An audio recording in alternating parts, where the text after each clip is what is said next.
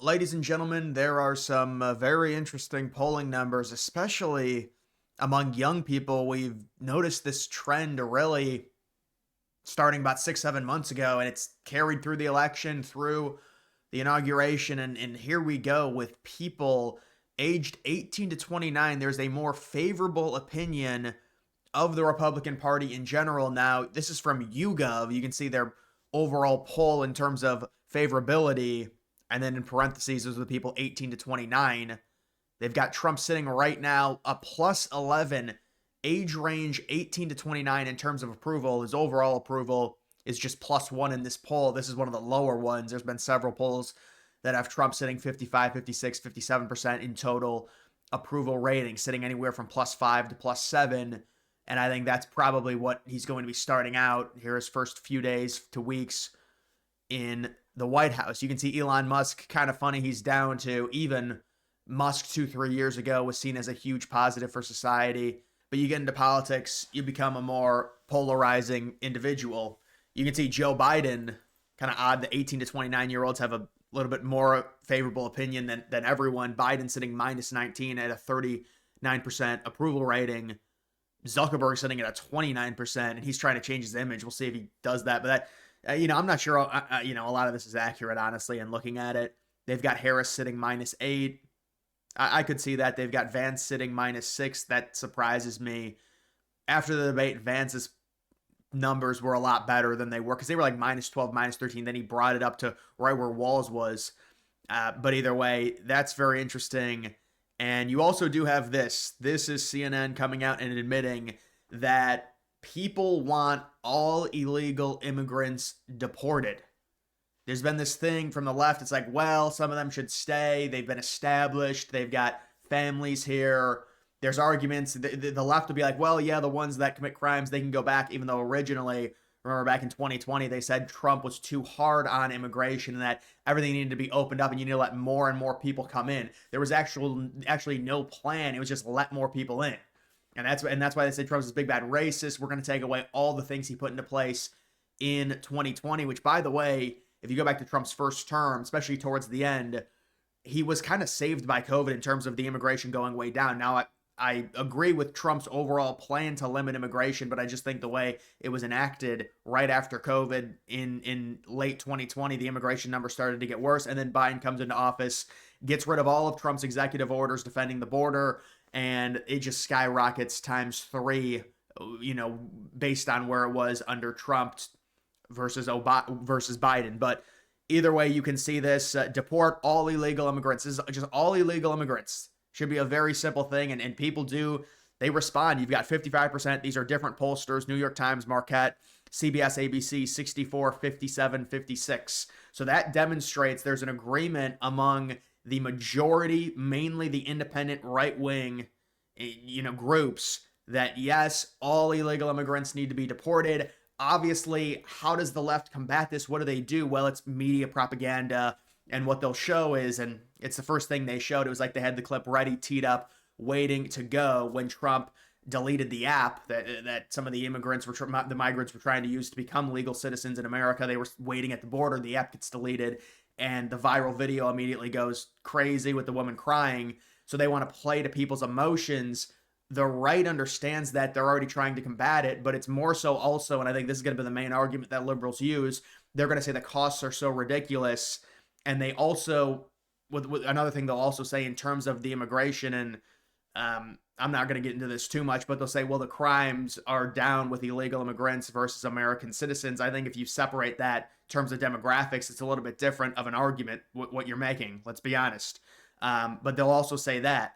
And they'll be like, well, they're a net positive for the country, when in reality, when you bring the illegals in and you just look at middle-class citizens, the average take-home pay, in terms of salary, goes down because it dilutes. Yes, they're a net positive because it's more people and it's helps the economy with cheaper work, but it dilutes American salaries, which is, an extension of what the H-1B does. Now that's different because it's not illegal immigrants, but still it's the same idea. It's diluting American jobs. That's the whole problem with it. So it's on average the take home pay goes down for Americans with illegal immigrants in the country. It might help the GDP, which is what liberals argue, which is kind of weird because you think these people wouldn't care about GDP and standing in the world. I mean, they were always against that. They want less military. They want the United States to be less powerful, but now suddenly they care about all this because they're trying to defend illegal immigrants. This is the typical stuff we see with these people. They're extreme hypocrites.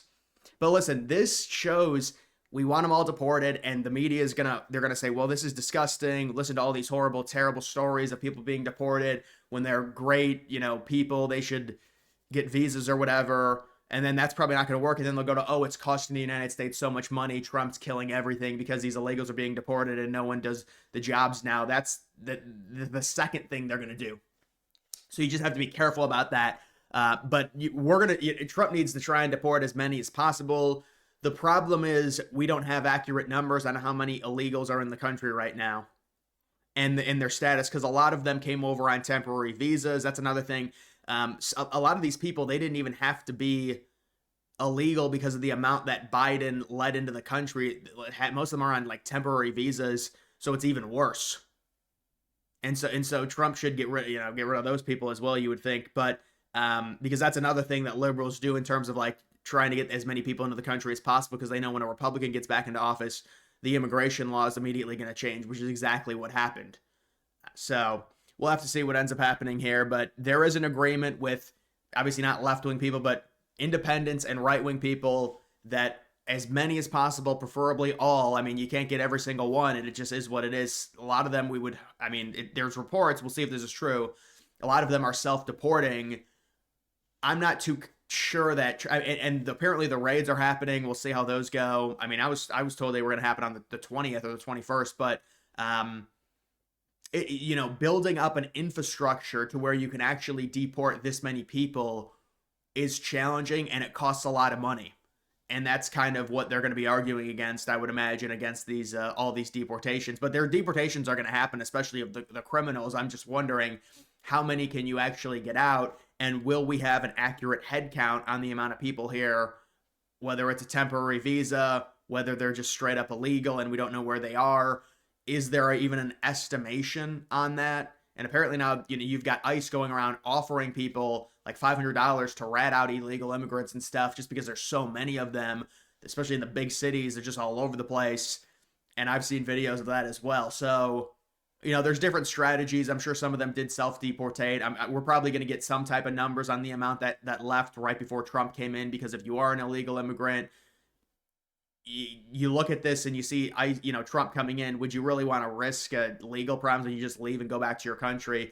So that's why some of them left, but we will have to see in terms of that. Yeah, this is Panama burning American flags.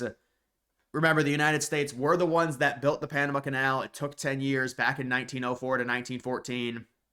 The project was originally abandoned, I believe, by the French in the late 1880s because they didn't have money for it. And then the United States, if you adjust it for inflation, it's like a $10 billion project. They completed it in 10 years.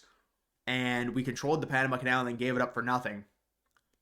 And so now Panama is pissed off about it. And look, we'll see what happens with the canal. Trump did single out the canal. If you look at his inauguration speech, people were telling me, obviously I was listening to the inauguration speech, but I guess I didn't remember hearing Trump say that he wanted a territorial expansion.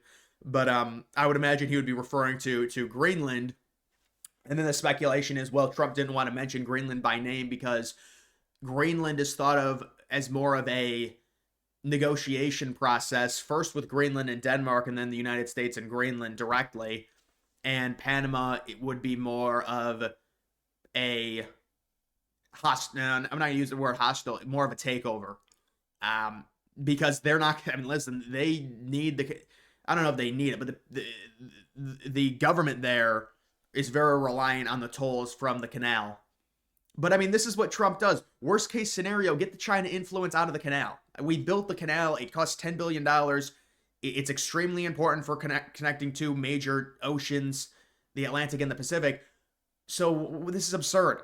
So this is what's so good about Trump. Like what is bad about Trump saying, we want the canal back. Worst case scenario, the Chinese got to leave. This is ridiculous. We built the canal. It cost $10 billion. Why is there China influence surrounding it? Why are you signing diplomatic relationships with China? This is so stupid. And then liberals freak out because of that. That is just simply refusing to allow the United States to be ripped off, which we're being ripped off with this canal situation with our number one adversary fiddling around in the canal that we just built.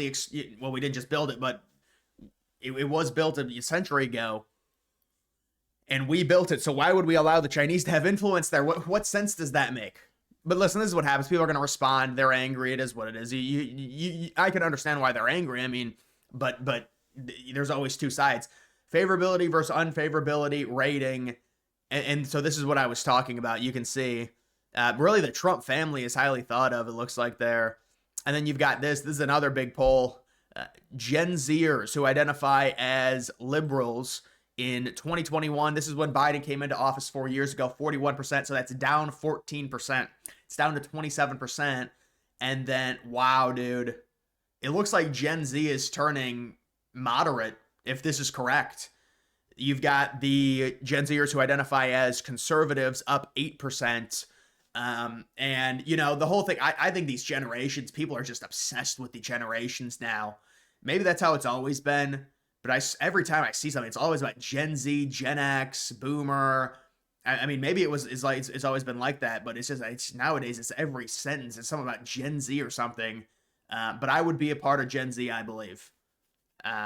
So yeah, I mean, Gen Z, that has been a narrative. They've gotten more conservative. Certainly, back when I was in high school, there wasn't a lot of political opinions, but most of the kids that had political opinions, not really at my school, honestly, but just in general, were liberal for sure.